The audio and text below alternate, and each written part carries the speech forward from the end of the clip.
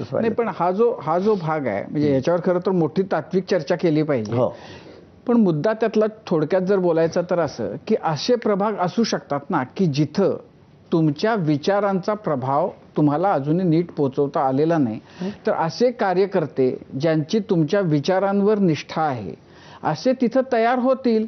तेवढा पेशन्स का नाही की विचार सगळं खड्ड्यात गेलं, हा निवडून येतोय, तो काहीही लायकीचा असला तरी तो निवडून येतोय, तर तो आपल्या बरोबर यावा. लायकीचा म्हणजे लोक त्यांना परंपरागत वर्षानुवर्षे असतील ना, आलेला नाही, तर असे कार्यकर्ते ज्यांची तुमच्या विचारांवर निष्ठा आहे असे तिथं तेवढा पेशन्स की विचार गेलं, काहीही तरी तो निवडून येतो, तर तो आपल्या लायकीचा म्हणजे लोक त्यांना परंपरागत वर्षानुवर्षे पासून त्यांच्या घरामध्ये लोक निवडून येत आहेत ना, त्यामुळे त्यांची लायकी काय आहे हे आपल्याला असं करतात.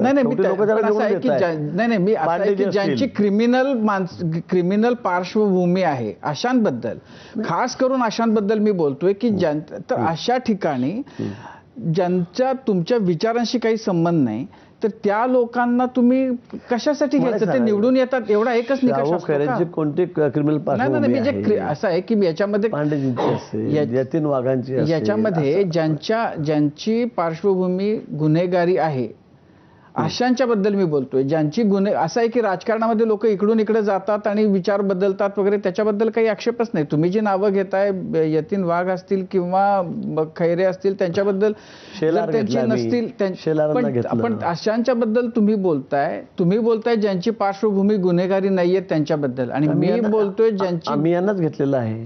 नाही, तुम्ही बडगुजरांना घेतलं आम्ही, कारण ते परंपरा निवडून येत आहेत. पण परत तोच मुद्दा आहे की त्यांच्या नावावर असे कुठलं फार गुन्हेगारीचं काही तसं रेकॉर्ड, त्यांच्या विरोधात तर रान तुम्हीच उठवलं होतं. उठवलं आम्ही रान, ते बरोबर आहे. ती थोडीशी पॉलिटिकल आमची हे होती. पण तुम्हाला असं म्हणायचं की मोठा गुन्हाच नव्हता तो? काय नाही ते बघा, आता तुम्हाला मी सांगतो, ते तिथे त्यांच्या बरोबर गेले, ते त्याला ओळखत होते नाही ओळखत, त्या पार्टीमध्ये मला माहिती नाही. माझ्याबद्दल मी सांगतो, कुंभमेळा झाला होता गेल्या वेळी.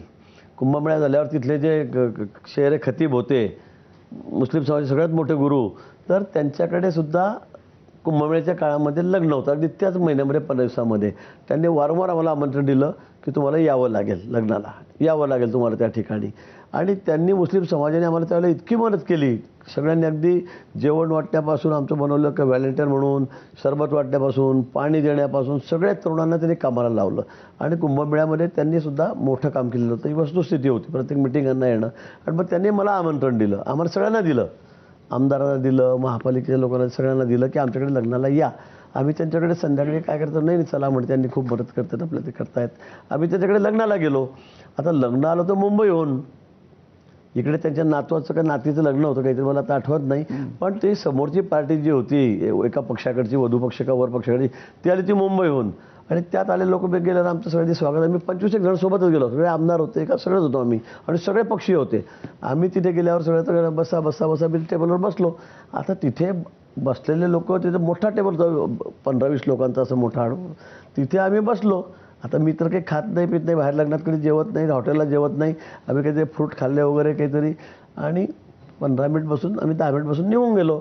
मग त्यांचे फोटो काढले गेले, सगळं झालं. आता मला माहीत नाही, आता ते नंतर मला काही दिवसांनी कळालं, त्या पिक्चर समोर आलं, हे दाऊदचे नातेवाईक होते. त्यांची कुठली चुलत बहीण, मावस बहीण, तिचं लग्न, त्याचं लग्न. त्याच्यावरून तुम्ही आताही दाऊदचा विषय निघाला की मलाच दाखवतात, बघा हे पण त्यांच्या लग्नात गेले होते.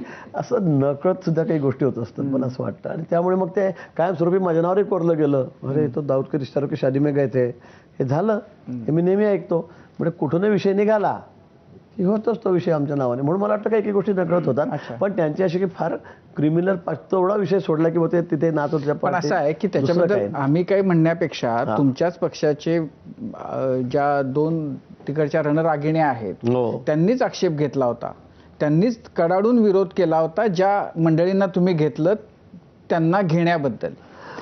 तर म्हणजे त्यांचाही विरोध, म्हणजे त्यालाही काहीच किंमत नाही, अर्थ नाही, असं आहे का? शाहू खैरेंना घेण्याबाबत देवयानी त्यांचा खूप मोठा विरोध होता, ही वस्तुस्थिती आहे. शाहू खैरेंचं रेकॉर्ड तसं अजिबात नाही आहे. पण काहीतरी त्याच्या पॉलिटिकली त्यांच्या काही ॲडजस्टमेंट असतात बदल्या काय असतात मला कळालं नाही. पण शाहू खैरेंना घेतला पाहिजे याबद्दल सगळ्या पार्टीचं एकमत होतं. यतींना घ्या तेही होतं. आणि पांडेंना काय हे होतं, म्हणजे कोणाचं दुमत त्याच्यामध्ये नव्हतं. आणि शेलार जे होते, गजानन शेलार, त्यांचे पुत्र बबलू शेलार, त्यांना सुद्धा पार्टीमध्ये घ्यावं, सगळ्यांचं एकमत होतं या बाबतीत. अध्यक्षांचंही होतं, बावनकुळेंचंही होतं, म्हणजे आता असं आहे साहेबांचंही की होतं. गुन्हेगार असं नाही. म्हणजे असं आहे तुम्ही की त्याला गुन्हेगार नाही, त्याच्यावर एक